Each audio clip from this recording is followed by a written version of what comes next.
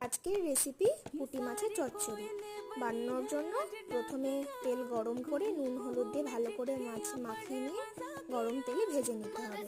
ভাজা হয়ে গেলে একটা বাটির মধ্যে জিরি জিরি করে আলু কুচির মধ্যে পেঁয়াজ কুচি, পরিমাণ মতো নুন, হলুদ, লঙ্কা গুঁড়ো, জিরে গুঁড়ো, অল্প একটু চিনি দিয়ে 1 চামচ কাঁচা লঙ্কা বাটা, 1 চামচ পেঁয়াজ বাটা, 1 চামচ আদা বাটা দিয়ে টমেটো কুচি, ধনেপাতা কুচি, একটু সর্ষের তেল, একটা কাঁচা লঙ্কা দিয়ে ভালো করে মিক্স করে নেব। মিক্স হয়ে গেলে এবার তেল গরম করে কালো জিরে ফোড়ন দিয়ে মিক্স করে রাখা ওটা দিয়ে দেব। দিয়ে ভালো করে নাড়তে হবে। ভালো করে কষে নেওয়ার পর এবার কিছুক্ষণ ঢাকা দিয়ে রেখে দেবো। দিয়ে দেখো এখন কিছুক্ষণ ঢাকা রাখার পর এরকম হয়েছে, জল বেরিয়ে সেদ্ধ হয়ে গেছে। দিয়ে এবার ভেজে রাখা মাছগুলো দিয়ে দেবো। মাছ দিয়ে দেওয়া হয়ে যাওয়ার পর নামানোর আগে অল্প একটু ধনেপাতা কুচি